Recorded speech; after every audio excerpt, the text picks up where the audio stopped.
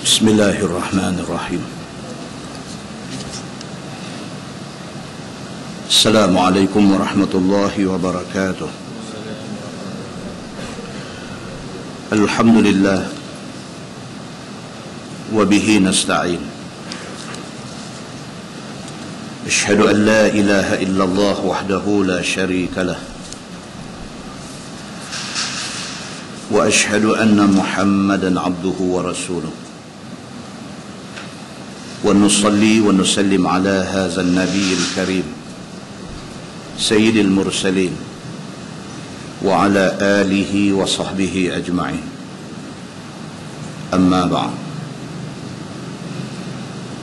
Ayyuhal mu'minun, ittaqullah.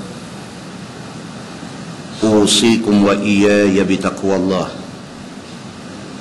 Faqad fazal muttaqun. Muslimin dan muslimat, mudah-mudahan dirahmati Allah Subhanahu wa ta'ala.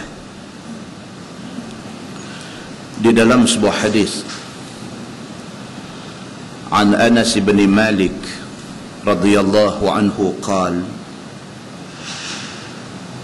balagha Abdullah bin Salam maqdamu Rasulillah sallallahu alaihi wasallam al-Madinah fa'atahu فقال إني سائلك عن ثلاث لا يعلمهن إلا نبي. قال ما أول أشراط الساعة وما أول طعام يأكله أهل الجنة ومن أي شيء ينزع الولد إلى أبيه ومن أي شيء ينزع إلى أخواله. فقال رسول الله صلى الله عليه وسلم خبرني بهن آنفا جبريل. فقال عبد الله ذاك عدو اليهود من الملائكة. فقال رسول الله صلى الله عليه وسلم أما أول أشراط الساعة فنار تحشر الناس من المشرق إلى المغرب وأما أول الطعام يأكله أهل الجنة فزيادة كبد حوت وأما الشبه في الولد فإن الرجل إذا غشي المرأة فسبقها ماؤه كان الشبه له وإذا سبق ماؤها كان الشبه لها. قال أشهد أنك رسول الله. ثم قال يا رسول الله إن اليهود قوم بهت فاسألهم عني قبل أن يعلموا بإسلامي إن علموا بإسلامي بهتوني عندك. فجاءت اليهود ودخل عبد الله البيت فقال رسول الله صلى الله عليه وسلم أي رجل فيكم عبد الله بن السلام؟ قالوا أعلمنا وابن أعلمنا وأخيرنا وابن أخيرنا.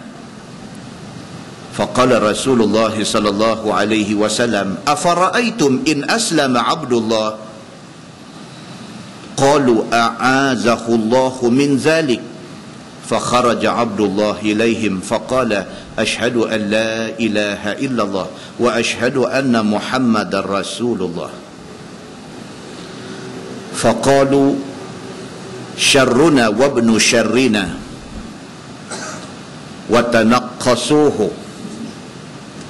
قال هذا كنت أخاف يا رسول الله. ووقعوا فيه atau kama qala, hadis sahih riwayat Al-Bukhari. Daripada Anas bin Malik radhiyallahu an, kata dia, telah sampai berita tentang kedatangan Nabi sallallahu alaihi wasallam ke Madinah ke pengetahuan Abdullah bin Salam. Ini hadis ni, cerita dekat kita tentang yang saya gazet sebut di masjid Taman Sa'dun. Cerita tentang Abdullah bin Salam. Siapa dia ni? Abdullah bin Salam, nama asal dia ialah Husain bin Sailam. Nama asal dia, sebelum dia masuk Islam, nama dia Husain bin Sailam. Dia satu orang Yahudi terkenal di Madinah dan dia alim Taurat. Di Madinah yang pada masa tu nama Yathrib, sebut yang kata dia ni Husain bin Sailam bin Harith, sebut nama dia, baik kawan baik lawan, respect dia. Bukan sahaja dia alim Taurat, bahkan dia satu orang yang sangat berpribadi mulia, dihormati dan disegani. Cuma masalah kepada Abdullah bin Salam ini, masalah dia satu aja, dia alim Taurat. Bila dia baca Taurat, Taurat menceritakan tentang kedatangan satu Nabi akhir zaman, nama dia Muhammad. Benar dikacau dia. So, dia satu orang yang alim dalam Taurat, dia percaya Taurat 100%, dia percaya isi kandungan Taurat, maka dia percaya tentang kedatangan Nabi Muhammad. Cuma dia nak tahu siapa dia Nabi Muhammad ni. Benar tu duk kacau kepala otak dia. Bila dia dengar Nabi SAW hijrah Mekah mai ke Madinah, dia nak kenal Nabi Muhammad ni. Betul ke ini Muhammad yang diceritakan dalam Taurat dia? Sebelum dia pergi menghadap Nabi SAW, dia buat research.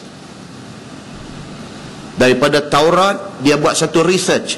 Apa Taurat cerita tentang Nabi Muhammad ni? Apa peribadi dia? Apa ciri-ciri dia? Apa akhlak yang ada pada Muhammad ni? Dia study dulu. Lepas itu bila Nabi mai, dia pergi jumpa Nabi SAW, dia duduk daripada jauh, dia observe Nabi, dia tengok Nabi daripada jauh, dia duk pasang balik dengan research yang dia buat. Exactly, inilah Muhammad.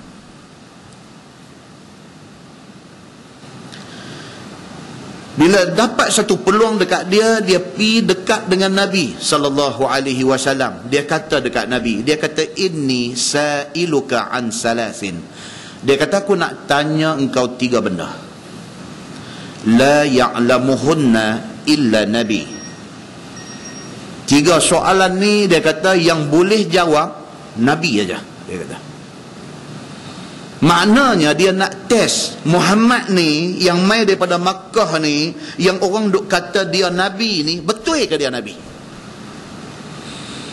Dan sebelum dia tanya Nabi, dia kata dekat Nabi SAW, aku nak tanya engkau, as'aluka, aku nak tanya engkau wahai Muhammad, an salasin, 3 benda, dan aku nak bagi tahu, la ya'lamuhunna illa Nabi.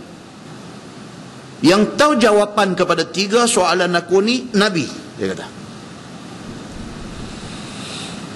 Qala ma awwalu asyrati sa'ah. Yang pertama, dia kata, apakah syarat berlaku kiamat? Dia tanya Nabi Muhammad SAW, di antara tanda-tanda kiamat apa? Bagi tahu mai satu. Wa ma awwalu ta'amin ya'kuluhu ahlul jannah. Soalan 2, dia kata, penduduk syurga, apa makanan pertama penduduk syurga? Wa min ayyi syai'in yanzi'ul walad ila abihi wa min ayyi syai'in yanzi'u ila akhawali. Soalan ketiga, anak ni bila beranak keluar mai, ada yang mirip muka bapa, ada yang mirip muka mak. Macam mana boleh jadi lagu ni? Kalau Nabi Muhammad bukan Nabi, simpan kitab balik. Tak boleh jawab. Dan dia kata dah, tidak akan tahu jawapan kepada 3 soalan aku ni illa Nabi, melainkan Nabi aja. Faqala Rasulullah sallallahu alaihi wasallam, khabbarani bihinna anifan Jibril. Nabi kata dekat dia, baru tak sat Jibril mai jumpa aku, bagi tahu jawapan ni. Nabi jawab lagu tu. Nabi tak tunjuk pandai, Nabi tak kata ni soalan kacang, Nabi tak kata no. Nabi kata aku pun tak tahu jawapan ni. Tak sat Jibril mai jumpa, dia bagi jawapan dekat aku. Faqala Abdullah, kata Anas bin Malik rawi hadis ni, dia kata bila Nabi SAW kata baru tak sat Jibril mai jumpa, bagi tahu dekat aku jawapan soalan hang ni. Faqala Abdullah bin Salam kata, dia kata zaka aduul yahud minal malaikah. Dia kata Jibril ni musuh nombor 1 orang Yahudi, dia kata. Sebab yang boleh sebut Jibril ni Nabi. Pasal apa? Pasal Nabi jumpa Jibril. Bila Nabi kata aku tak tahu jawapan soalan hang ni, yang aku tahu ni pasal apa? Jibril bagi tahu. Tak sat dia mai bagi tahu dekat aku. Dengar ke Abdullah bin Salam, dia kata apa? Oh, dia kata Jibril ni adalah musuh nombor 1 Yahudi, dia kata. Faqala Rasulullah sallallahu alaihi wasallam, Nabi jawab, Nabi kata amma awwalu asyrati sa'ah fannarun tahsyurun nas minal masyriq ilal maghrib. Nabi kata di antara syarat nak jadi kiamat ialah akan muncul satu api besar, akan terbit mai di atas muka bumi ini satu nar, satu api besar, yang api ni tahsyurun nas minal masyriq ilal maghrib. Dia bila muncul keluar, dia ligan, dia hambat orang ramai ni daripada dia start belah timur, dia hambat lari manusia yang hidup pada zaman tu sampai ke sebelah barat. Nabi jawab macam tu. Kalau nak dikembangkan jawapan ini, ada hadis lain. Hadis lain cerita Nabi SAW bersabda, Nabi kata satakhruju narun min Hadramut atau min nahwi Hadramut qabla yaumil qiyamah. Qalu ya Rasulullah fama ta'muruna? Qala Nabi SAW, alaikum bisyam, atau kama qal, hadis sahih riwayat At-Tirmizi. Dalam hadis lain, satu hari Nabi duduk depan sahabat-sahabat, Nabi bagi tahu, Nabi kata dekat nak kiamat esok akan muncul, akan keluar mai satu api besar. Dia mula terbit di Hadramut. Hadramut ni di mana? Yaman. Dia akan mula terbit di Hadramut atau nahwa Hadramut. Nabi kata ataupun area Hadramut. Dia akan tiba-tiba dia terbit satu api, api itu jadi besar, kemudian dia kejar orang, dia ligan orang, dia hambat orang.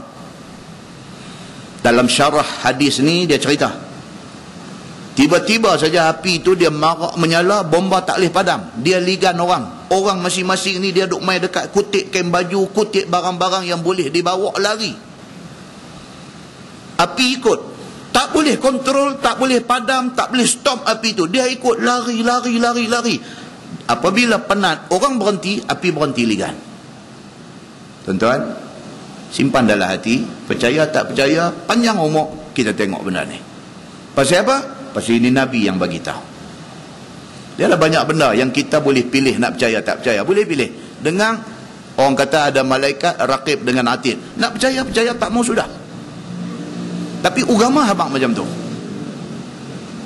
Kita dengar cerita kata orang mati masuk kubur, nasib tak baik, dia kena himpit dengan kubur.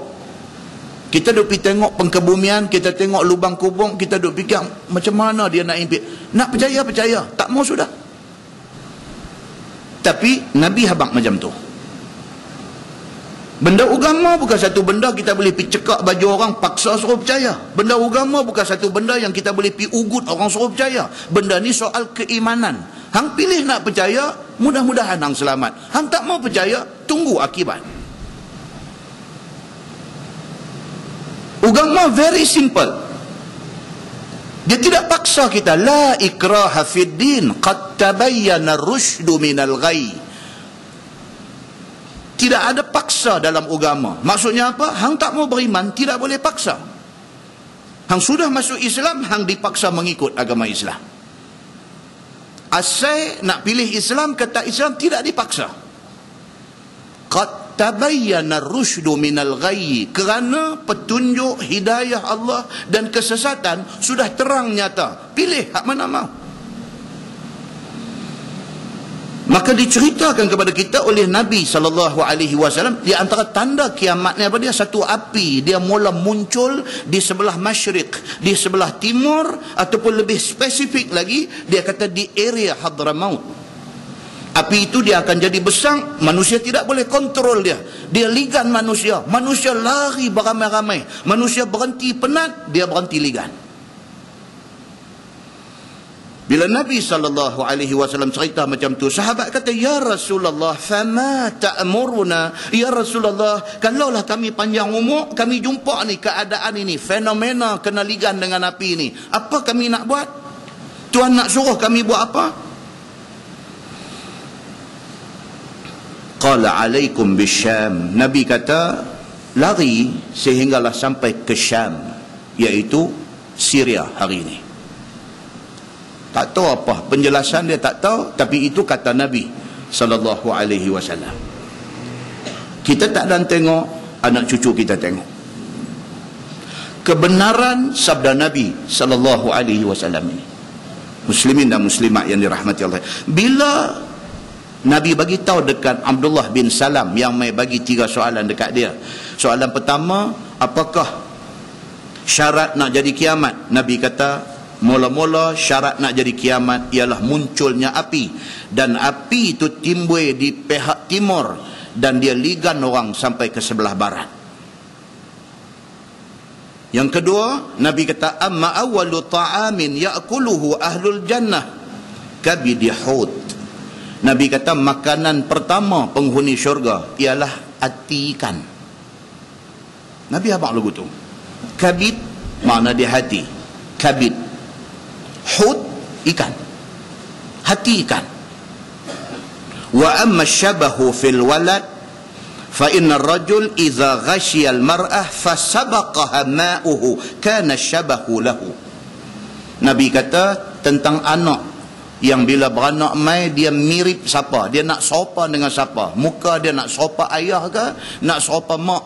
Nabi kata benda tu berlaku, lihat kepada semasa hubungan suami isteri, air mani siapa keluar dahulu. Nabi kata, kalau air mani suami keluar dulu, anak mirip suami. Kalau air mani isteri keluar dulu, anak mirip isteri. Nabi jawab macam tu. Wallahu a'lam. Satu kajian kalau dibuat, mungkin jumpa jawapan dia. Wa iza sabaqa ma'uha kana syabahu laha. Kalau isteri dulu, maka anak mirip dia. Habis Nabi jawab 3 soalan itu, qala, kata Abdullah bin Salam, asyhadu annaka Rasulullah. Aku naik saksi engkau Rasulullah. Kerana jawapan Nabi itu ada di dalam kitab dia. Kerana apa Nabi habang itu tepat dengan pengetahuan dia. Dia kata dekat Nabi, asyhadu annaka Rasulullah. Aku naik saksi engkau sungguh-sungguh Rasulullah. Summa qala ya Rasulullah. Lepas itu dia kata dekat Nabi Abdullah bin Salam ni, innal yahud qaumun buhtun. Dia kata, ya Rasulullah, satu aku nak cerita. Masalah dengan orang Yahudi ni satu. Depa ni qaumun buhtun. Depa ni adalah satu kaum teruk. Depa ni suka bohong dan depa suka menuduh orang. Ini yang kata buhtun. Mereka ni adalah satu kaum yang cukup kuat bohong. Seminit dia boleh bohong orang. Kalau tengok dalam kamus Arab yang kata buhtun ini, dia kata bohong dengan sengaja. Setengah orang dia bohong bila terkapit, bila dia tersepit dia bohong. Macam budak-budak Bila dia tersepit, dia cakap bohong. Pasal apa? Nak selamat diri dia. Tapi Yahudi, dia tak tunggu dia tersepit, dia tak tunggu dia dalam keadaan kena kapit. Dalam keadaan biasa dia boleh bohong. Itu yang dikatakan buhtun. Abdullah bin Salam, bila dia dengar Nabi punya jawapan, dia terus mengaku kata Nabi Muhammad itu Nabi, cuma tinggal dalam kepala dia satu. Dia kata masalah dengan kaum aku Yahudi ni, masalah dia satu. Mereka ni kaumun buhtun, satu kaum yang cukup kuat pembohong. Dan mereka ni bohong dan menuduh orang. Itu buhtun. Dia kata dekat Nabi, fas'alhum anni qabla an ya'lamu bi islami. Dia kata, ya Rasulullah, kalau boleh pitanya orang-orang Yahudi ni apa-apa soalan pun pitanya sebelum mereka tahu kata aku sudah Islam. Pitanya mereka apa-apa soalan tentang aku, sebelum mereka tahu kata aku Islam, dengar jawapan mereka macam mana. Lepas tu mereka tahu kata aku masuk Islam, tanya mereka soalan yang sama, hang boleh dengar mereka cakap lagu lain. Ini Yahudi, dia kata ini kaum aku, bangsa aku kenal mereka. Wa in alimu bi islami bahatuni indak. Tapi bila mereka tahu kata aku dah masuk Islam, mereka nanti pembohongan terang-terang. Dia kata dekat Nabi sallallahu alaihi wasallam, faja'at al-yahud. Tak lama lepas duk bercakap ni, sekumpulan Yahudi mai rumah Nabi. Mereka pun mai nak berkenalan, nak kenal dengan Nabi. Nabi baru hijrah daripada Mekah mai ke Madinah. Mai mereka ramai-ramai. Mereka tak tahu kata telah mendahului mereka Abdullah bin Salam sudah ada di rumah Nabi. Mereka tak tahu. Mereka mai satu puak. Wa dakhala Abdullahil bait. Nabi bila tengok Yahudi mai satu geng, dia kata dekat Abdullah bin Salam, masuklah rumah duduk, tak apa, aku nak tanya mereka. Faqala Rasulullah sallallahu alaihi wasallam, ayyu rajul fikum Abdullah ibn Salam.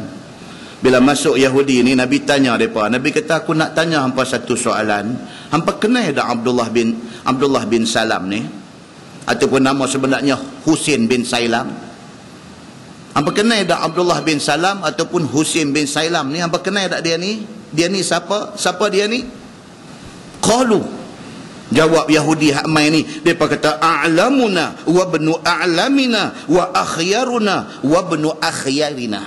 Oh, dia kata ini Abdullah bin Salam orang hebat dalam masyarakat kami. Oh, hang nak kenal Abdullah bin Salam, sayang dia tak mai dengan kami. Tapi Abdullah bin Salam ni, dia ni a'lamuna, orang yang paling berpengetahuan di kalangan kami, wa ibnu a'lamina, dan anak kepada orang berilmu dalam masyarakat kami. Puji, angkat naik. Wa akhyaruna, dalam masyarakat kami dialah manusia paling baik, paling bagus. Wa ibnu akhyarina, dan anak kepada orang bagus-bagus. Itu Abdullah bin Salam. Faqala Rasulullah sallallahu alaihi wasallam, afara'aitum in aslama Abdullah. Nabi tanya ni geng Yahudi hak mai. Nabi kata, apa kamu nak komen kalau Abdullah bin Salam ini masuk Islam? Nabi tanya.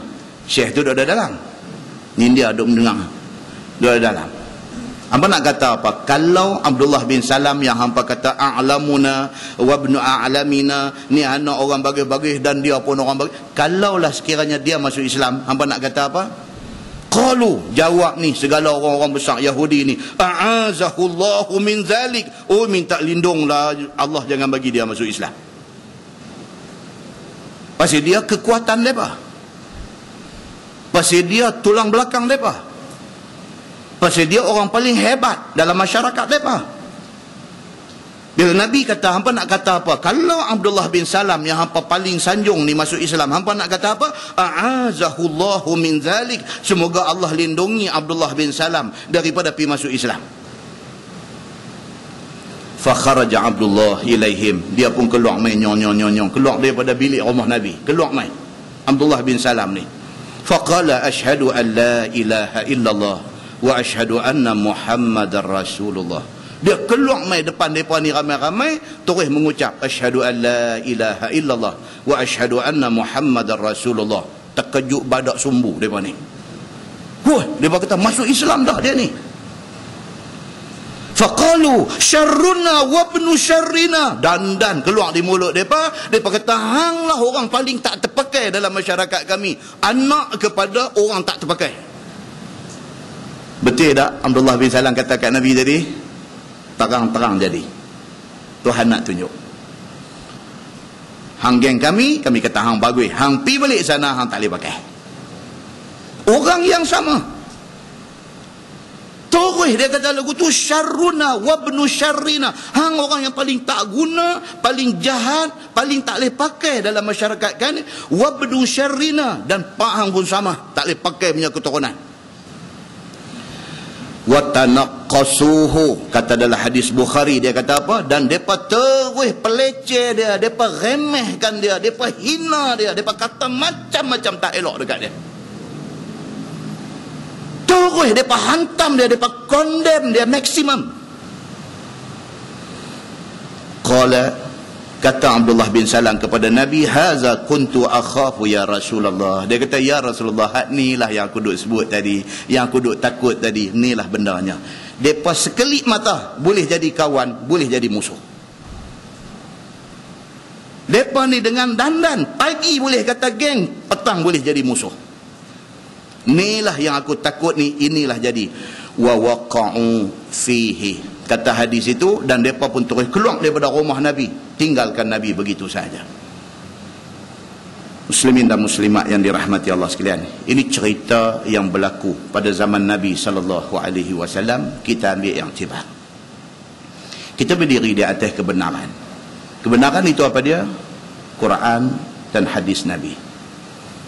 Kita bukan suka dekat orang, bukan kita sokong satu orang kerana lain daripada agama. Kita suka, kita sokong, kita kerana agama, kerana Allah Subhanahu wa ta'ala.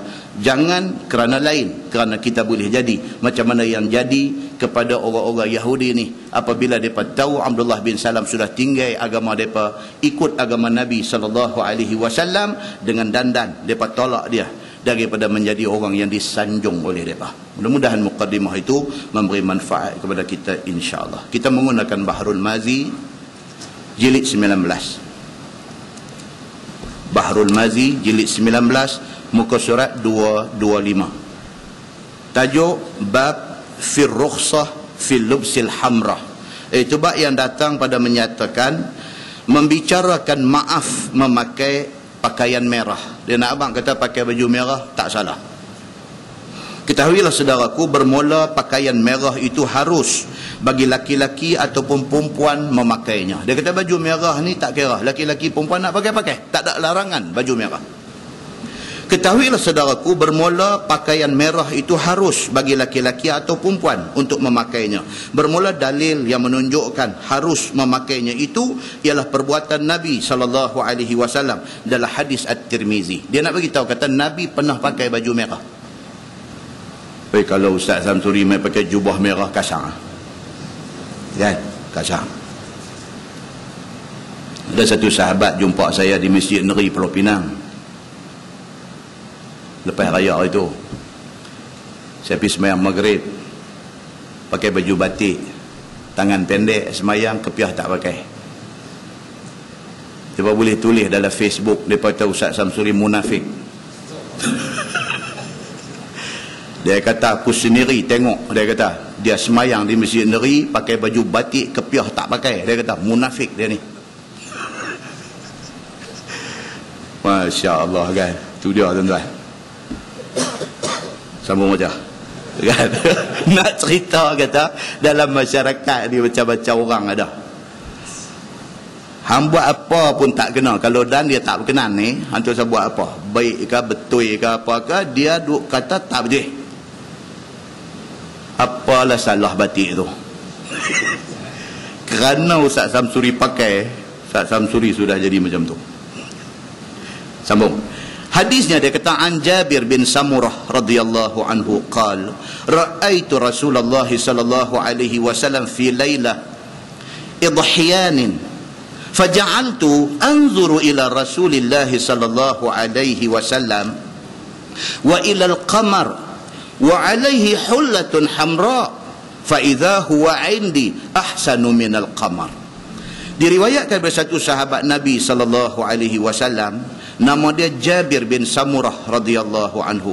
Kata dia telah melihat aku akan Nabi sallallahu alaihi wasallam pada satu malam yang terang, maka jadilah aku memandang kepada Nabi sallallahu alaihi wasallam itu dan kepada bulan. Dia ni. Satu malam dia kata dia terserempak dengan Nabi.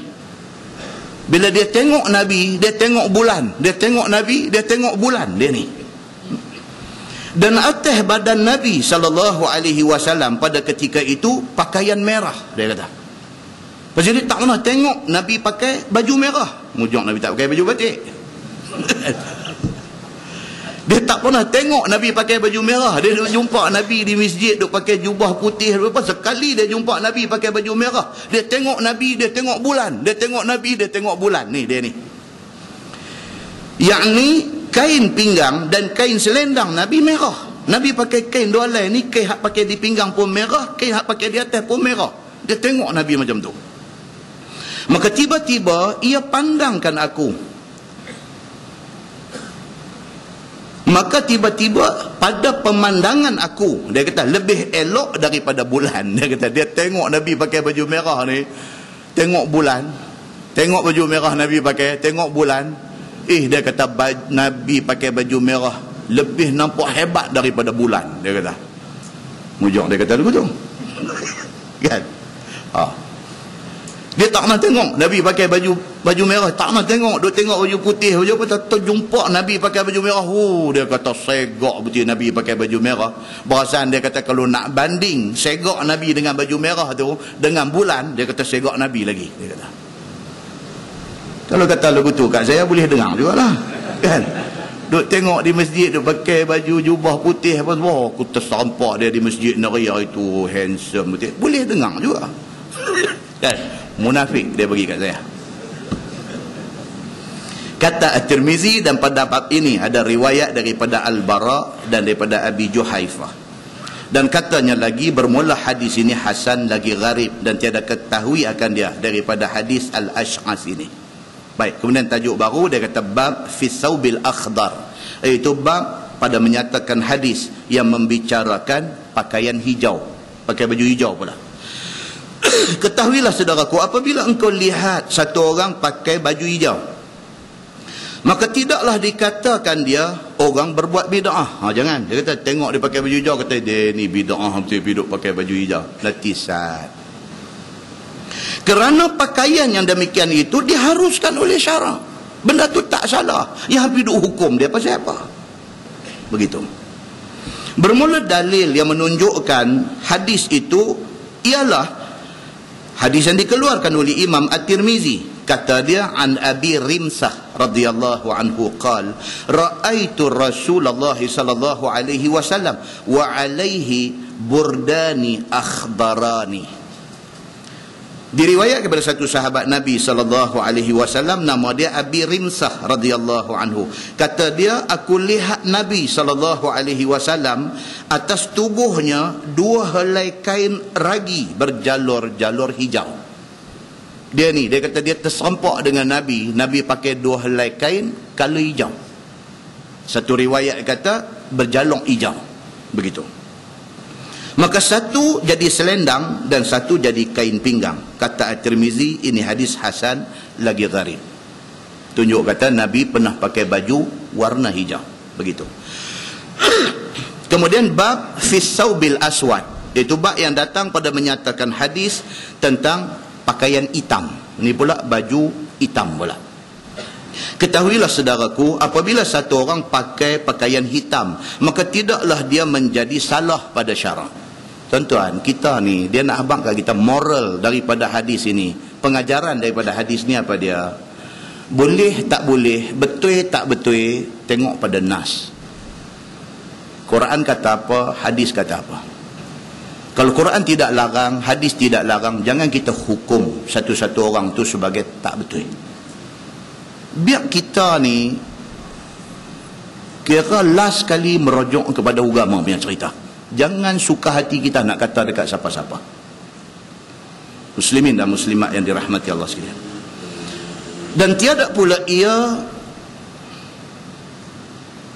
bernama orang yang membuat bid'ah kerana memakai pakaian hitam itu. Kerana tengok dia pakai baju hitam, kata hang apa pakai macam Cina mampu. Pergi kata lagu tu. Dah, manusia hari ni mulut rapuh. Dia nak kata apa suka hati dia lah. Dia nak kata apa pun, dia bukan ambil insurans mulut dia. Kan? Sedap hati lah, sedap mulut dia nak kata kat siapa pun. Betul tak betul, orang tegur dia, kata ni hang duk bercakap macam ni, hang tak takut ke esok hang cari pasal di mahsyar esok? Dia kata kalau jadi pasal aku jawab lah. Dia ingat apa mahsyar ni? Dia ingat padang mahsyar ni macam padang maksiat Langkawi ke apa ke? Dia tak heran.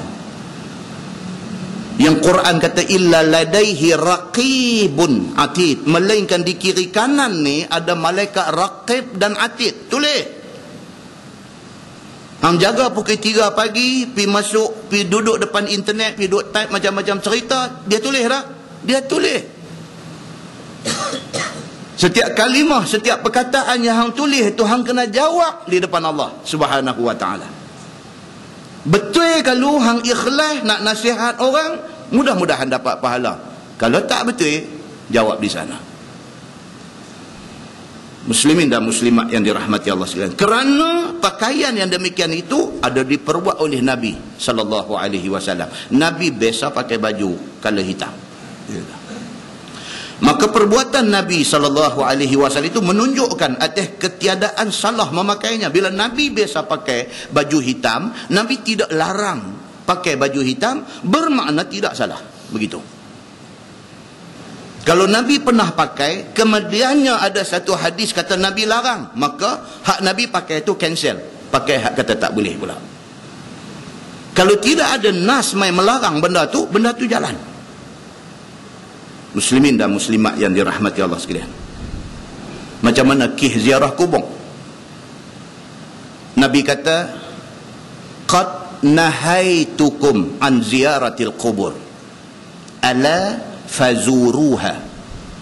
Nabi kata dulu aku pernah larang hampa pergi duk ziarah kubur ni. Dulu Nabi kata qad nahaitukum, fa'il madhi, past tense.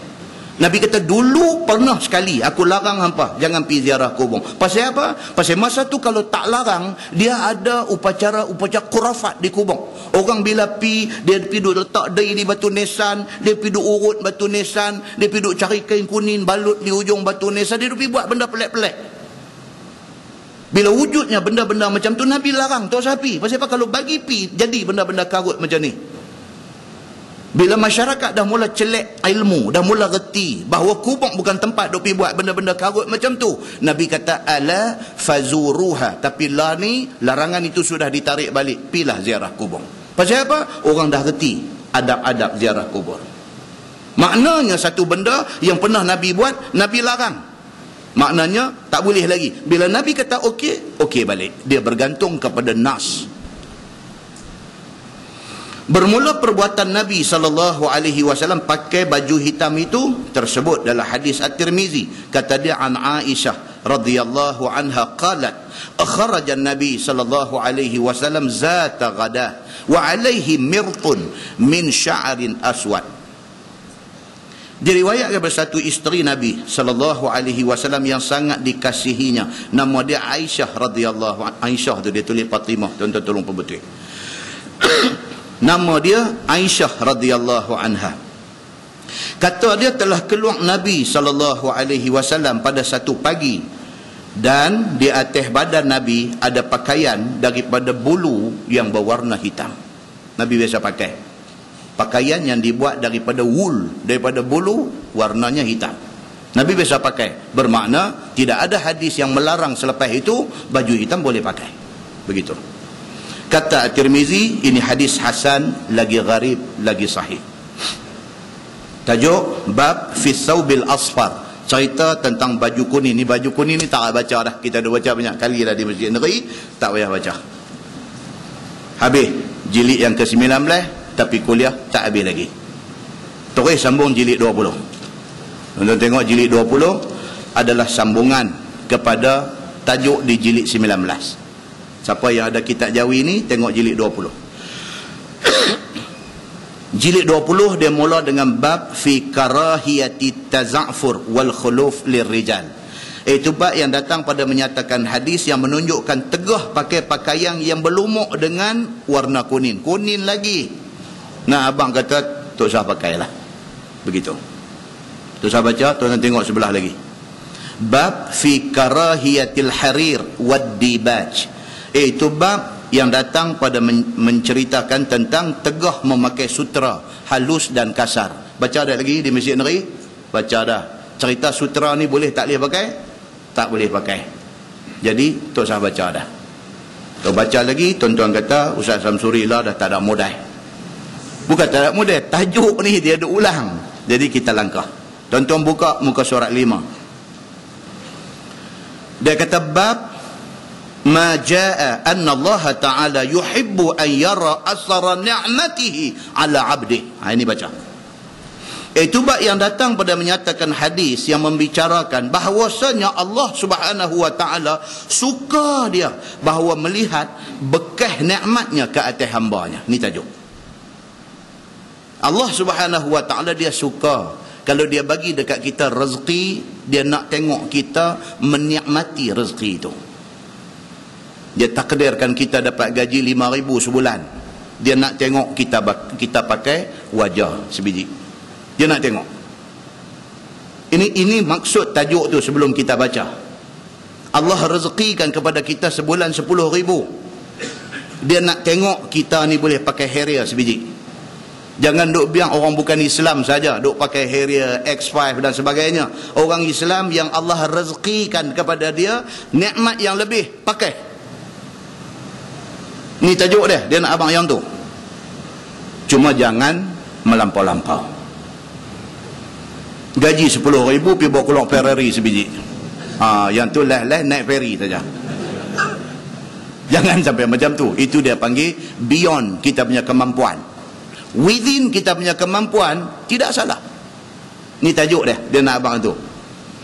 Dalam ayat kita selalu baca, dia kata apa? Bi ni'mati rabbika fahaddis.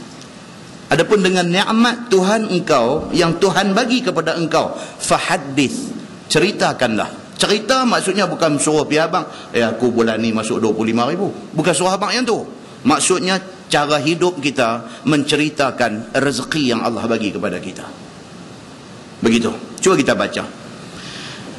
Ketahuilah saudaraku, apabila dikurniakan Allah akan dikau nikmat yang patut dizahirkan dia. Tuhan bagi satu nikmat. Dan harus menzahirkannya pada syarak. Kita boleh tunjuk dalam lingkungan yang diharuskan. Serta tidak membawa kepada takabur kerana menzahirkannya itu. Dan apabila kita zahirkan nikmat itu, kita tak jadi takabur, zahirkan. Tapi kalau jadi takabur, jangan. Kalau kita rasa tak jadi takabur, tak ada apa, Masya Allah, jalan. Satu orang kaya di Penang ni tanya saya.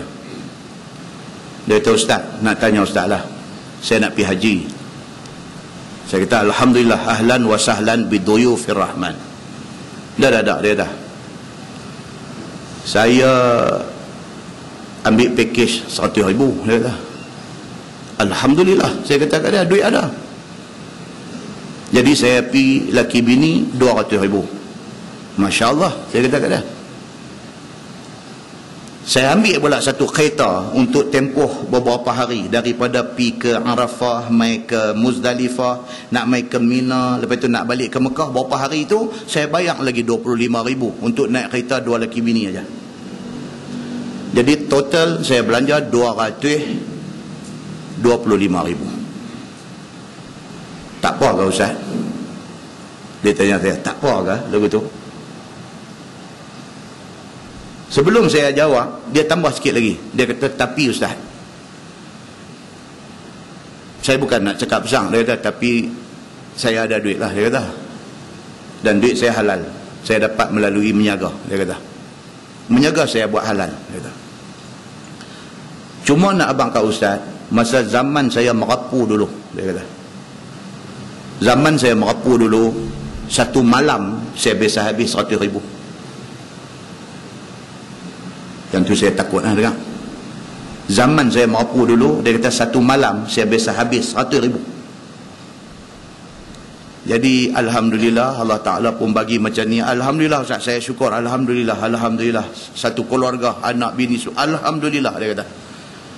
Bila nak buat haji ni, ibadat kemuncak dalam rukun Islam ni, dia kata, saya duk fikir, kalau saya belanja kecil, saya takut saya salah, dia kata. Pasal untuk seronok hang boleh belanja satu malam 100,000, untuk nak pergi buat ibadat kemuncak Islam, nak bayar 100,000.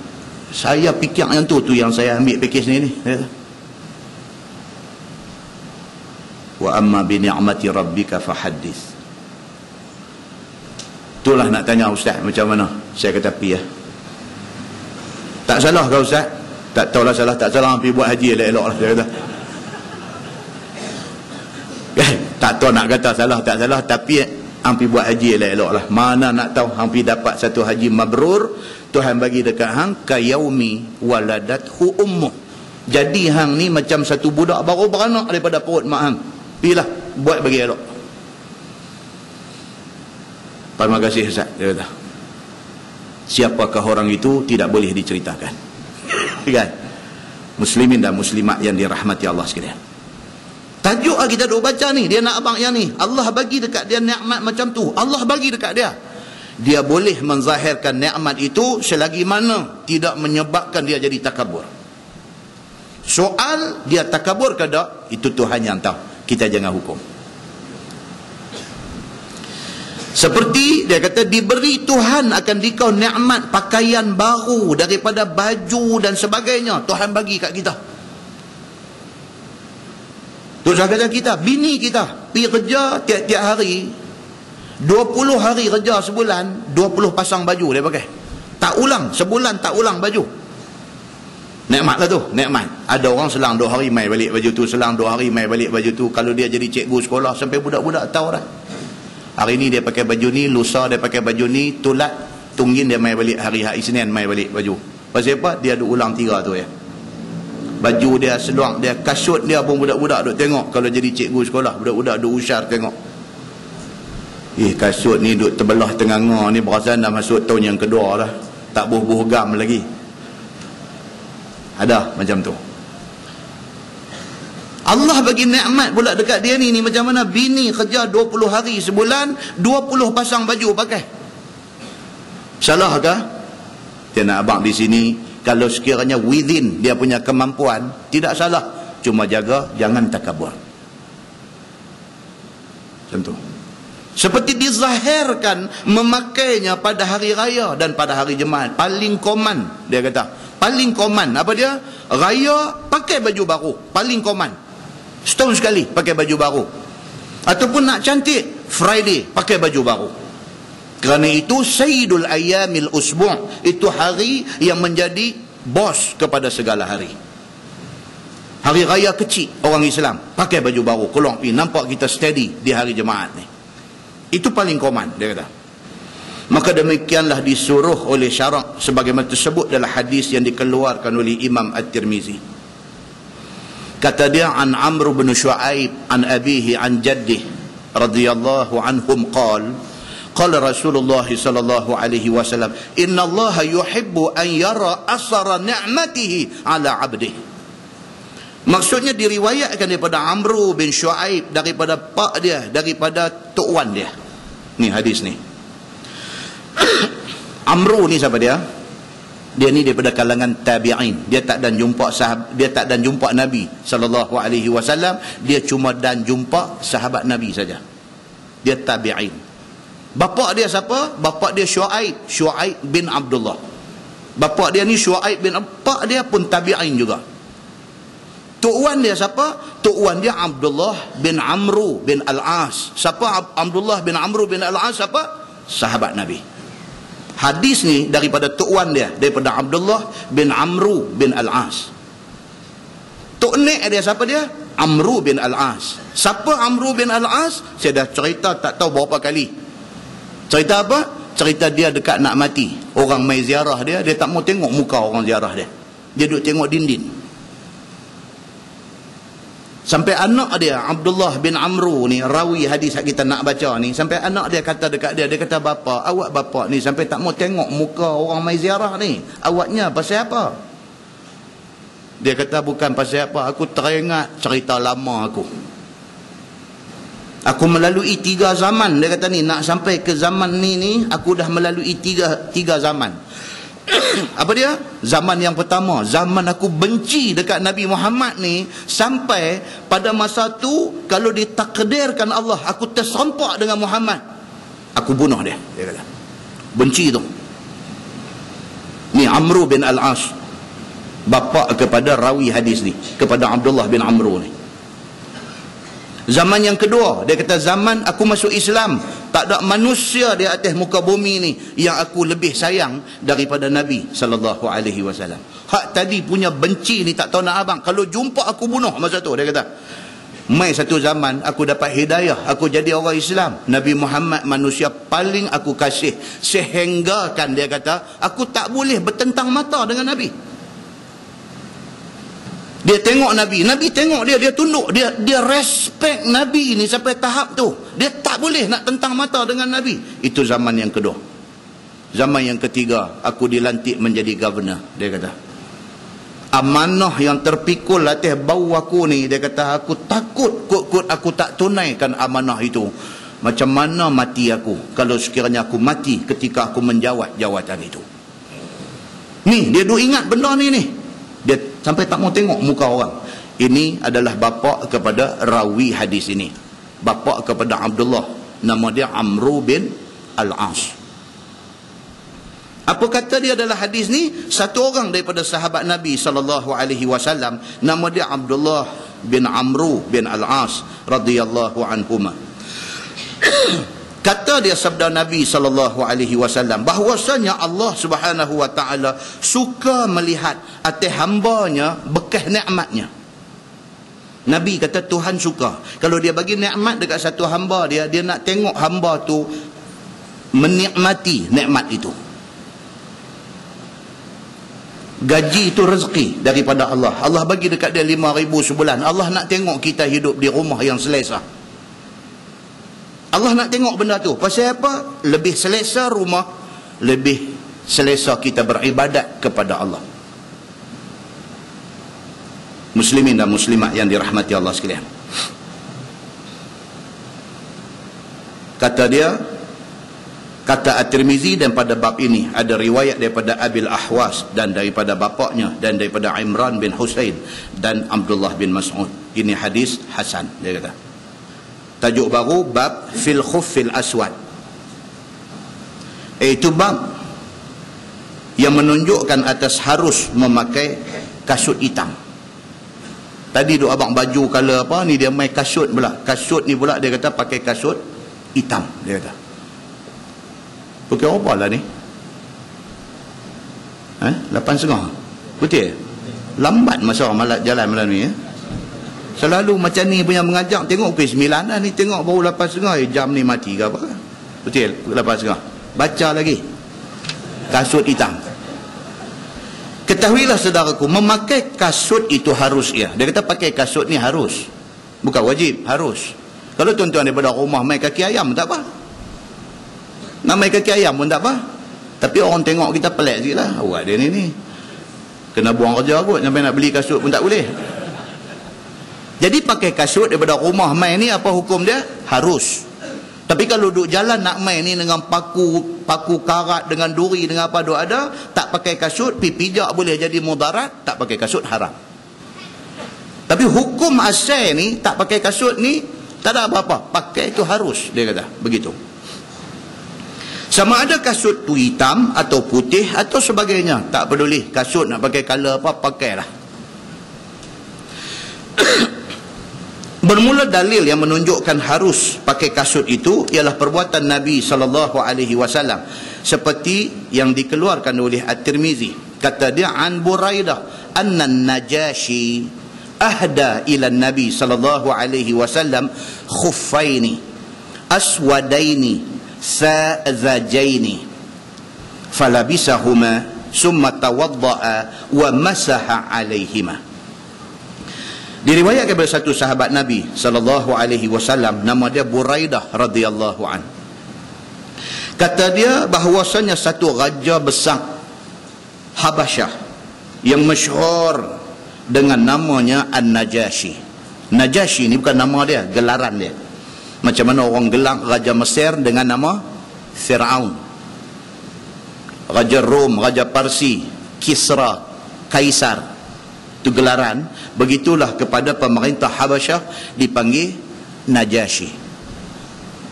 Dia ni mula-mula tak masuk Islam, tapi dia syok dengan Islam.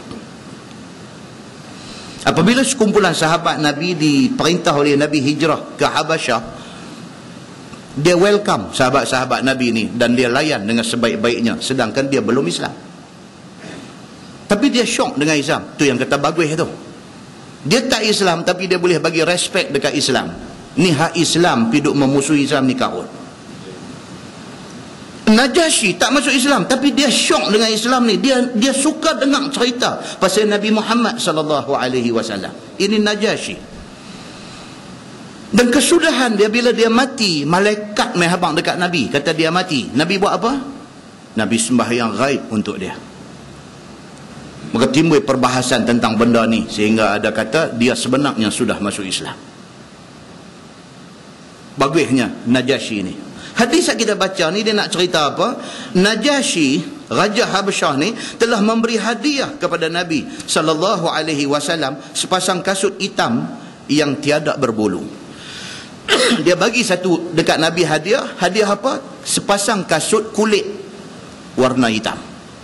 Dia bagi dekat Nabi. Maka dia ambil oleh Nabi sallallahu alaihi wasallam sepasang kasut hadiah daripada Najashi itu, lalu dipakainya. Ni Nabi ni dia apa orang bagi kat dia, dia guna. Pasal apa? Seronok orang yang bagi itu. Kita lah tuan-tuan, macam kita kan. Kita bagi satu benda kat orang. Bila kita pergi rumah dia, tengok-tengok benda kita bagi itu dia letak di satu tempat, seronok kita. Seronok pasal apa? Pasal dia menghargai pemberian kita. Berbeza dengan kita bagi satu benda dekat orang. Satu hari kita pergi rumah dia, tengok kain nak kita bagi, buat duk lap kaki depan pintu bilik ayam. Oi, tak ada apa, cuma tak syok lah. Kita terus naik kereta balik, kata kat bini kita, macam ni punya orang lain kali jangan duk pergi apa. Pasal apa? Tak syok. Pasal dia tak tahu nak appreciate kebaikan kita. Allah bagi dekat kita rezeki lebih sikit. Atas lebihan rezeki tu kita ingat nak tolong orang. Orang hak kita tolong tu, kalau dia reti terima kasih, lain kali aku tolong lagi. Tapi kalau kita dah bagi pertolongan, satu terima kasih pun tak main, satu SMS nak hantar terima kasih pun tak ada, kita pun tak syok dengan dia. Mai jumpa kita, abang ustaz, anak saya dapat pergi Mesir, ustaz anak saya dapat pergi Jordan. Oh okey tak apa, tak kat mana boleh bagi, kita bagi dekat dia. Kalau budak ni cerdik, kalau bapak dia ni cerdik, balik pergi di rumah, pak dia hantar satu SMS, terima kasih ustaz tolong. Anak ni berlepas pi turun saja di Mesir sana, satu SMS hantar, ustaz saya anak sekian-sekian orang, hari tu hak pi apa ustaz tolong, saya dah selamat sampai di Mesir, doakan saya belajar di sini. 5 kupang aja harga SMS international. Seronok kawan hak tolong ni, tak tahu nak cerita. La salam wala kalam, dia pi sengap sunyi, sepatah terima kasih pun tak ada, kirim salam pun tak ada. Bila kita sebut, dia kata mengungkit. Bila kita tak sebut, dia tak reti benda tu, sampai bila pun tak reti. Nabi SAW kata apa? Man la yashkurun nas la yashkurullah. Nabi kata siapa yang tak erti terima kasih kepada orang, dia tak tahu syukur kepada Allah. Simple ya tuan-tuan, benda ni simple aja. Orang buat baik kat kita, terima kasih kat dia. Susah ke nak terima kasih? Kerana kita tak erti terima kasih kat orang, kerana tu kita tak erti terima kasih dekat mak bapak kita. Dia berkaitan. Kalau dekat orang yang tak terima kasih, hang akan jadi satu orang yang tak tahu terima kasih dekat mak pak hang sendiri. Tak salah tuan-tuan, kita ajak anak-anak kita macam tu. Ajak mereka. Abang, terima kasih. Orang yang buat baik kat kita, terima kasih. Abang, hantar dah SMS dekat ni. Hantar, kata terima kasih. Ajak. Muslimin dan muslimat yang dirahmati Allah sekalian, kadang-kadang apa yang Islam ajak ni kita nampak remeh, kita nampak kecil. No tuan-tuan, besar kesan dia dalam kehidupan. Syekh Abdullah bin Salam tadi, bila dia dah dapat dah hidayah, dia mengucap asyhadu an la ilaha illallah wa asyhadu anna Muhammadar Rasulullah. Dia mengucap di depan Nabi sallallahu alaihi wasallam. Dia kata dekat Nabi, ya Rasulullah, bagilah apa-apa pesan kepada aku. Nabi pesan apa dekat Abdullah bin Salam tadi ni, yang kata orang besar Yahudi Madinah yang mai bagi Nabi 3 soalan, Nabi jawab tadi ni. Apa Nabi pesan dekat dia? Nabi kata, wahai Abdullah bin Salam, 3 benda Nabi kata. Yang pertama, afsyus salam. Nabi kata, hang jumpa siapa pun lepas ni, Assalamualaikum. Kecil tak benda tu? Kecil aja, tapi Nabi ajak. Nabi ajak kepada siapa? Kepada orang bodoh ke? Roi, Abdullah bin Salam alim kitab Taurat, tapi Nabi ajak dekat dia benda tu, benda kecil aja. Apa dia? Jumpa siapa pun, afsyus salam, sebarkan salam. Orang seronok jumpa kita, ceria kita ni, jumpa siapa pun, Assalamualaikum. Macam mana Nabi dengan sahabat-sahabat. Abu Bakar As-Siddiq kata apa? Kami ni sampai tak dapat peluang untuk nak bagi salam dekat Nabi, pasal Nabi duk bagi salam dulu dekat kami. Sahabat sampai menyorok balik tiang, balik dinding, balik apa, tunggu Nabi mai pasal nak bagi salam. Pasal apa? Kalau tak menyorok, Nabi bagi dulu. Nabi macam tu. Dia mendahului orang dalam hal khairat, dalam hal kebaikan. Bagi salam itu khairat, itu benda kebaikan. Dan kita kadang-kadang bila orang buat satu kebaikan dekat kita, kita hantar SMS apa? Allah zidka khairah. Apa? Tulis. Allah zidka khairah. Allah tambah kepada engkau kebaikan. Kau simpan dalam template telefon kita. Bila orang buat saja, tulis hantar Allah zidka khairah. Allah tambah kepada Tuhan kebaikan. Pasal apa? Pasal khair ni, kebaikan ni, kadang-kadang kita terlepas pandang. Kita tak nampak kebaikan tu. Kita duk nampak keburukan orang. Nabi habang dekat Abdullah bin Salam, absyus salam, bagi salam. Dia kata. Yang kedua, wa at'imut ta'am, bagi makan. Kita tak mampu nak buat kenduri jamu 500 orang. Kita tak mampu nak buat kenduri jamu 50 orang. Kita boleh jamu seorang, kita jamu. Terserempak, jumpa tang mana kau apa, pergi bayang untuk dia.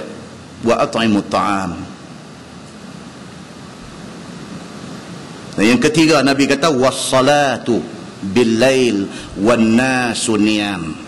Nabi kata dekat Abdullah bin Salam, waktu orang semua tidur, bangkit, semayanglah kepada Allah.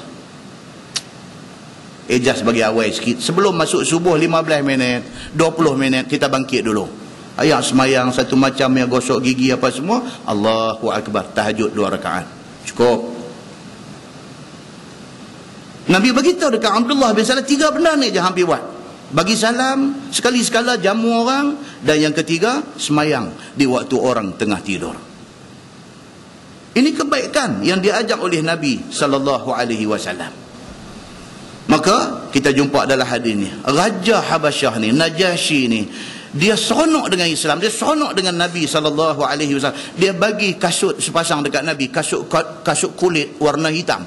Nabi sallallahu alaihi wasallam pula satu orang manusia yang tahu appreciate, yang tahu menghargai pemberian orang. Bagi Nabi ambil pakai kasut tu. Oi Najasyi, kalau tengoklah, ya Allahu Akbar, rentua ni aku bagi kat dia, dia pakai, dia hargai pemberian aku. Maka diambil oleh Nabi SAW, dipakai kasut itu. Maka kemudian daripada sudah dipakai, dan Nabi nak ambil ayat semayang, dan tidak dibasuh kakinya, mengambil ayat semayang itu hanya disapukan dengan tangannya yang basah di atas 2 kasut itu. Ini dia main cerita pasal apa? Pasal orang yang pakai khuf. Khuf, jangan sebut khauf. Khauf maksudnya takut, khuf maksudnya kasut. Tengah orang dia tertukang. Solat khuf dia panggil, semayang kasut. Semayang tu semayang apa? Semayang khauf, semayang takut. Dalam keadaan takut dia ada cara semayang dia. Dia pergi kata solat khuf. Itu sudah jadi solat kasut. Kan? Dia kata dia pakai khauf pula dah. Dia kata dia pergi pakai takut pula dah. Dia pakai kasut. Kasut tu apa dia? Khuf. Dalam pada doa abang tu kita tukang. Kan? Dalam pada doa abang tu khauf, khuf, khaufu tukang. Tak apa, macam kita bukan mengaji Arab. Dia confuse habis lah.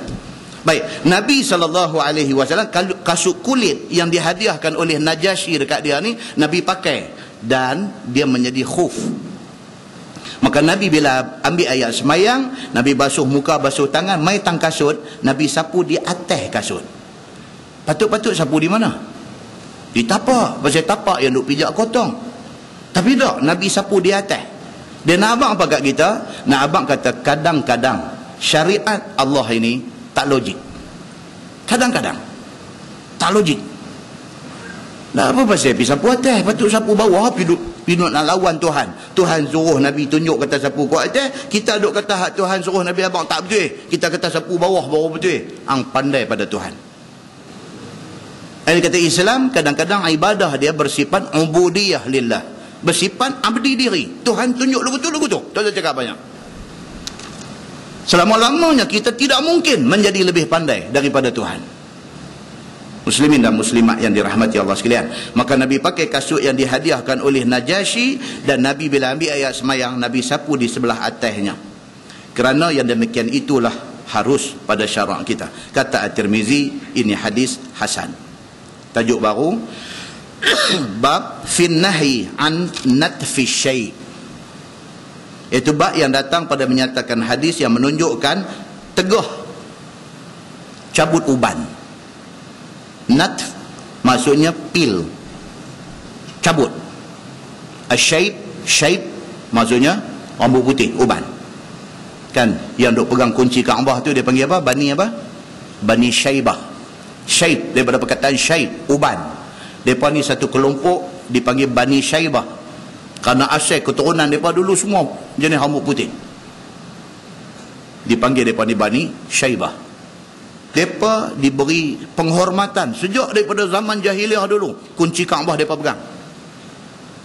Apabila Nabi buat comeback ke Mekah, kan Nabi orang Mekah, lepas tu Nabi hijrah Madinah, duduk Madinah, Nabi buat comeback ke Mekah pada hari pembukaan kota Mekah. Nabi masuk mai, Nabi suruh pergi panggil ni Bani Syaibah ni, panggil depa, suruh mai buka pintu Kaabah. Nabi nak masuk, mai depa ni, mai buka dan Nabi masuk. Sayyidina Ali bin Abi Talib jumpa Nabi, dia kata, ya Rasulullah, minta, dia kata, minta kunci daripada Bani Syaibah, bagi aku pegang kunci Kaabah. Satu kemuliaan tuan-tuan. Minta daripada depa. Depa pun bukan orang Islam, depa tak Islam lagi, minta kunci, aku pegang. Nabi kata, tadi ambil daripada siapa? Ambil daripada Bani Syaibah. Nabi kata, kembalikan kepada Bani Syaibah. Kerana budi baik Nabi itu, Bani Syaibah masuk Islam. Kerana tu aja. Kerana kita tak Islam, Nabi boleh respect kita. Terharu depan ni, mai ketua Bani Syaibah ni masuk Islam di depan Nabi. Bila ketua masuk, ekor semua masuk. Muslimin dan muslimat yang dirahmati Allah, kita pasal apa kita tak boleh mengaji benda-benda ni daripada Quran, hadis dan sirah? Pasal apa? Pasal apa kita suka mengambil pendekatan bermusuhan? Kita suka mengambil jalan ketegangan. Pasal apa kita jadi macam tu? Pasal apa kita tidak boleh sudut-sudut, tak boleh tengok sudut-sudut yang cantik macam ni, yang Nabi duk tunjuk kat kita ni? Ketahuilah saudaraku, apa adalah pekerjaan mencabut uban kepala, mencabut uban janggut itu satu pekerjaan yang ditegah syarak, dia kata. Agama tak bagi. Pergi saja tengok uban naik ni, panggil anak, panggil cucu cabut selai sekupang. Budak lah tak mahu dah, sekupang. Dia kata, apa tuan, sekupang nak beli apa? Tuan selai RM1. Dia apa boleh demand macam tu kat kita? Kita pun tengok pimai-pimai, ingat ada aku tak sampai 50 lai, okey lah, okey, RM50 lepas kat dia. Apa akibat ni cabut uban ni? Cuba kita baca. Kerana ialah seolah-olahnya menghilangkan cahaya kehormatan orang Islam, dia kata. Uban ni rupanya satu nur yang Allah bagi kepada orang Islam. Hang cabut dia sama macam hang buang cahaya itu daripada diri hang. Maka jangan seseorang itu apabila telah tumbuh uban, sama ada di janggut, sehelai dua dan sebagainya, maka dicabut akan dia. Maka siapa mencabut, maka memperbuat dia akan barang yang ditegah syarak. Dia kata, itu dia. Siapa pergi cabut uban ni, dia buat satu benda yang dilarang oleh Nabi SAW. Bermula dalil yang menunjukkan atas tegah itu adalah hadis yang dikeluarkan oleh Imam At-Tirmizi. Kata dia, an Amru bin Shu'aib an abihi an jaddih anna Nabi sallallahu alaihi wasallam naha an natfi syayb wa qala innahu nurul muslim. Diriwayatkan daripada Amru bin Shu'aib, daripada bapa dia, daripada tuan dia, bahawasanya Nabi sallallahu alaihi wasallam menegah ia daripada cabut uban. Nabi larang, tak bagi cabut uban ni. Dan sabda Nabi sallallahu alaihi wasallam pada memuji uban itu, kata dia bahawasanya uban itu cahaya bagi orang yang Islam. Cahaya bagi orang Islam. Dia ada dua macam manusia ni tuan-tuan. Dia punya kesimpulan dia macam ni aja. Dia apa pun dia tak puas hati. Ni kata manusia. Apa pun yang dia tak puas hati. Tuhan bagi dekat dia baik punya janggut, dia cukong selang sehari. Tuhan tak bagi kat dia janggut tumbuh, dia lumuk ubat dengan naik kuning muka. Hak Tuhan bagi janggut nak pergi buang, hak Tuhan tak bagi lagu nak bagi suruh tumbuh. Manusia. Hak Tuhan bagi dekat dia, dia keturunan daripada tok wan dia, pak dia dulu umur sampai 70, rambut dia hitam. Tanya dia, tok wan shelek enggak rambut ni? Shelek kepala otak hang. Dia kata, rambut aku memang lagu ni. Dia kata, rambut dia hitam. La ilaha illallah. Dia punya teringin, dia pergi duk cari putih sapu. Nak pergi nampak dia tu, nampak macut.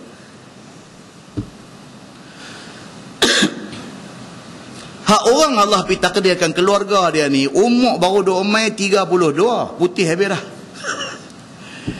Dia pergi kedai gunting rambut. Aneh ni tanya dia. Aneh kata, bos, mau taruh hitam kah? Dia beralih tengok kursi tepi, tengok boleh ya? Boleh ya? Hak rambut putih dia nak pergi bubuh hitam. Salah tak salah tuan-tuan? Rambut putih bubuh hitam? Salah. Kita hanya dibenarkan apa? Inai saja rambut kita. Tidak boleh hitam. Hitam itu dilarang keras oleh agama. Tapi nama kata manusia ni, Tuhan bagi apa kat dia, dia mau hak sebaliknya. Muslimin dan muslimat yang dirahmati Allah sekalian. Maka hadis yang kita baca ni, Nabi kata apa? Innahu nurul muslim. Uban itu adalah nur, cahaya bagi orang Islam. Kata At-Tirmizi, ini hadis hasan. Dan telah ada satu riwayat di dalam kitab At-Targhib wa Tarhib. Kata dia, an Fudalah bin Ubaid radhiyallahu anhu, anna Rasulullah sallallahu alaihi wasallam qala, man syaba syaibah fil Islam kanat lahu nuran yawmal qiyamah. Faqala lahu rajul 'inda dhalik, fa inna rijalan yantifuna syaib. Faqala Rasulullah sallallahu alaihi wasallam, man syaa'a falyantif nurah. Diriwayatkan oleh satu sahabat Nabi sallallahu alaihi wasallam, nama dia Fudalah bin Ubaid radhiyallahu an, bahwasanya Nabi sallallahu alaihi wasallam bersabda, siapa yang beruban akan sehabis-habis beruban dalam Islam. Siapa yang rambut dia jadi putih beruban, nescaya jadilah baginya cahaya pada hari kiamat. Rupanya putih ni dia bukan putih uban saja, dia panggil putih fluorescent, dia panggil. Kan? Macam lampu ni, lampu fluorescent ni. Kan? Orang yang rambut putih ni di akhirat esok macam duk bawa lampu Kalimantan atas kepala lagu tu. Dia jadi satu nur di hari akhirat. Siapa kata ni? Nabi kata. Apabila didengar oleh satu orang daripada sahabat Nabi sallallahu alaihi wasallam sabda Nabi yang demikian itu, lalu berkata ia kepada Nabi, ya Rasulullah, bahwasanya beberapa orang laki-laki daripada kalangan sahabat kita ni mencabut mereka itu akan ubannya. Maka apa macam orang ini? Dia kata. Dia bila dengar Nabi kata gitu, Nabi kata siapa yang Tuhan bagi rambut dia beruban, esok dia akan jadi satu cahaya di hari akhirat. Bila dia dengar gitu, spontan dia tanya Nabi. Dia kata, ya Rasulullah, ada kawan-kawan kita, mereka bila naik uban mereka duk cabut buang. Macam mana dengan mereka ni? Jawab Nabi SAW, barang siapa hendak menghilangkan kehebatan dan kehormatan, maka cabutlah cahaya itu. Nabi kata siapa yang Allah bagi dekat dia kehebatan dan satu kehormatan ni rambut beruban ni, siapa yang tak mau kehebatan dan juga kehormatan itu, cabutlah, Nabi kata. Macam orang pergi Mekah lah tuan-tuan. Macam orang pergi Mekah kan, bila pergi Mekah, lepas dia tawaf, lepas dia sa'i, dia nak tahallul, dia buat apa? Dia cukur rambut. Ramai orang dia tak mau cukur pasal dia sayang remeh dia tu. Pergi haji pun dia tak cukur, pergi umrah pun dia tak cukur. Sayang tu jambul tu, Jo jambul dia tu, dia sayang. Bini dia kata, apa abang tak cukur, kau orang lain semua cukur. Hai, dia kata, daripada aku tak mau cukur. Aku cukur leceh. Dia tahukah hadis Nabi SAW, apabila bertahallul kan, Nabi berdoa. Nabi doa kepada orang yang tahallul ni. Nabi kata apa? Allahumma ghfir lil muhalliqin. Ya Allah, ya Tuhanku, ampunkanlah dosa orang-orang yang cukur rambut ini. Ni orang-orang yang bertahallul dengan cukur rambut ni, Nabi doa keampunan dosa untuk mereka. Sahabat yang sayang remeh ni, mereka trim sikit-sikit ya. Mereka dengar Nabi doa dekat orang cukur, mereka trim, tak ada satu doa ke? Dia berkata kepada Nabi SAW,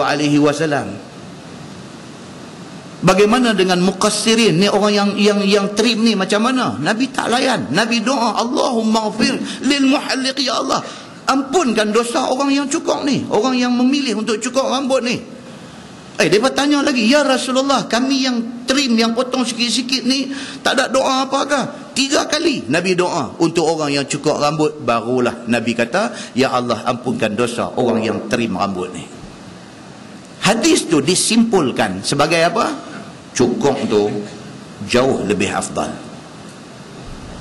Pasal apa? Pasal dia ibarat kepada kita buang semua dosa kita. Muslimin dan muslimat yang dirahmati Allah sekalian, demikian hal dengan uban ni, dia tak benarkan kita cabut. Dalam sebuah hadis riwayat daripada Abdullah bin Amr bin Al-As radhiyallahu an, kata dia, qala Rasulullah sallallahu alaihi wasallam, huwa nurul mu'min.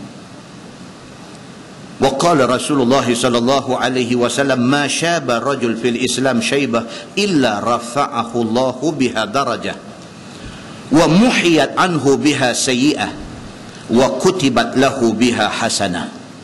Atau kama qala, hadis riwayat Imam Ahmad bin Hanbal.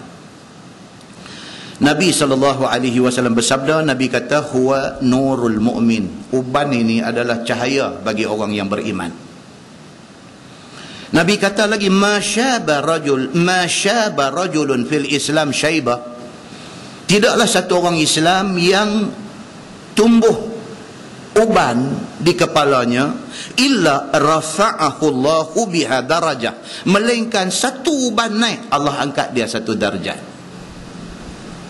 Wa muhiyat anhu biha sayyi'ah, dan satu uban naik, Allah hapuskan satu dosa dia. Wa kutibat lahu biha hasanah, dan ditulis baginya satu pahala. Itu dia. Macam ni punya hadis Nabi SAW. Mai, kalau kita masih lagi tak mau nak ambil kira hadis ni, amatlah rugi kita ini. Nah, muslimin dan muslimat yang dirahmati Allah sekalian, lepas ini kita masuk tajuk bab innal mustasyar mu'taman, iaitu bab sesungguhnya orang-orang yang mustasyar. Mustasyar ni advisor ataupun counselor ataupun consultant. Maksudnya orang yang diminta nasihat. Nabi SAW kata, innal mustasyar, sesungguhnya orang yang kita pergi minta nasihat dekat dia, pergi minta pandangan dia, pergi minta pendapat dia, mu'taman, dia mesti amanah. Tuan-tuan kan, tuan-tuan, kita duduk dalam masyarakat ni, kita ada banyak masalah. Nak merongkai masalah kita ni, kita kena cari satu orang yang boleh tolong rongkai. Orang yang kita pilih itu tentu orang yang kita respect. Dia tak betul. Kita ada masalah rumah tangga, kita pergi cari mak kita, ayah kita. Pasal apa? Kita respect dia. Kita ada masalah tentang hukum-hukum agama, kita pergi cari satu ustaz. Ustaz kita cari itu, pasal apa kita cari dia? Pasal kita respect dia. Maka Islam kata apa? Innal mustasyar, sesungguhnya orang yang diminta nasihat, diminta pandangan itu mu'taman, dia mesti kena amanah. Dia tak boleh jawab kerana kepentingan, tak boleh. Dia kena jawab amanah ilmu Allah Subhanahu wa ta'ala. So, dua benda yang ada di dalam tajuk yang akan datang ni, ada dua benda. Satu apa dia? Satu, dia kata kita kalau ada benda yang membuntukan kita, pergi cari pihak ketiga untuk minta nasihat. Itu satu. Yang kedua, pihak yang diminta nasihat mesti amanah. Dua. Ini tajuk yang akan datang, dia akan bawa mai contoh-contohnya kepada kita. Kemudian tajuk yang lagi akan datang, dia kata fisyu'mi. Fisyu'mi maksudnya percaya kepada bad luck, ataupun orang putih kata misfortune. Kita percaya kepada benda-benda yang kononnya membawa satu bad luck lah. Apa? Satu, kita percaya kata kalau buat lagu ni jadi karut macam tu. Contoh, nak keluar, tentu bewak lintas jalan. Oh, kata cancel terus, tak jadi keluar hari tu. Beg baju lah, bekal lah, telur rebus segala, mi goreng, cucuk badak, apa intinyok semua dah boh dah belakang kereta ni. Pasal apa? Pasal kononnya hari ni kita nak pergi Melaka, nak pergi makan kenduri di sana. Contoh, kita dah boh semua dalam kereta dah, keluar pergi baru dalam 10 km bewak lintas. Allahu Akbar, muka pucat lesi. Muka ni pucat lesi, terus kata kat bini kita pergi esok lah. Terus kata dekat bini ni, kita pergi esok. Bini kata pasal apa? Aku tak boleh bewak lintas ni. Bini kata bewak lintas, biar pergi kat bewak lah. Dia mungkin nak pergi rumah sepupu dia ke apa, balik sana. Tak ada kena mengena dengan kita nak pergi Melaka. Oh, dia kata tak boleh. Dia kata aku yang ni satu aku tak boleh lupa. Dia kata yang ni pesan daripada siapa ni, dia abang dulu ni. Kalau hang nak pergi mana-mana musafir jauh ni, jangan bewak lintas. Bewak lintas hang gagah pergi juga memang nak jadi satu benda. Dia percaya benda tu. Yang ni lah yang dia panggil asyu'mu. Ni asyu'mu, ataupun dia kata bab fi asyu'mi. Percaya kepada misfortune, kepada bad luck, kepada apa akan jadi kalau ada benda macam ni. Ada kematian dalam rumah dia, ambil dah mayat bapak dia ke siapakah, ambil letak elok-elok dah. Mai satu kucing hitam lintas mayat tu, dia ni pucat. Dia kata awak hang ni pasal apa ni? Awak hang pasal apa ni? Dia kata aku tak boleh ni, kucing lintas langkah mayat tadi. Dia nak buat macam mana? Dia halau dia daripada sana tadi, dia terkejut, dia lompat lah. Dah aku kalau dia tak hitam tak apa, pasal dia hitam, kata. Agak-agak tuan-tuan lah. Ada tak ada orang yang percaya lagu ni dalam masyarakat kita? Ada tuan-tuan, ada. Kalau tak ada, Nabi tak akan bagi tahu hadis ni kat kita. Pasal ada Nabi bagi tahu. Pasal Nabi nak stop buang kepercayaan yang orang putih kata superstition and belief. Kepercayaan karut marut. Banyak kalau nak dicontohkan banyak. Percaya ni apa akibat dia? Tajuk yang akan datang insya-Allah. Tertangguh dengan tasbih kafarah dan suratul As. Subhanakallahumma wa bihamdik, asyhadu an la ilaha illa anta, astaghfiruka. Bismillahirrahmanirrahim. Wal 'asr innal insana lafi khusr illa allazina amanu wa 'amilus solihati wa tawassaw bil haqq. Allahumma salli ala Muhammadin fil awwalin wal akhirin وسلم رضي الله تبارك وتعالى عن سادتنا أصحاب سيدنا رسول الله أجمعين. بسم الله الرحمن الرحيم. الحمد لله رب العالمين حمدا يوافي نعمه ويكافئ مزيده يا ربنا لك الحمد كما ينبغي لجلال وجهك الكريم وعظيم سلطانك. رضينا بالله ربا وبالإسلام دينا وبمحمد نبيا ورسولا. اللهم افتح علينا فتوح العارفين وارزقنا فهم النبيين بجاه خاتم المرسلين. اللهم فقهنا في الدين وعلمنا التأويل واهدنا صراطك المستقيم. اللهم أرنا الحق حقا وارزقنا اتباعه وأرنا الباطل باطلا وارزقنا اجتنابه. اللهم اجعل جمعنا جمعا مرحوما وتفرقنا من بعده تفرقا معصوما. وصلى الله على محمد وعلى آله وصحبه وسلم والحمد لله رب العالمين. السلام عليكم.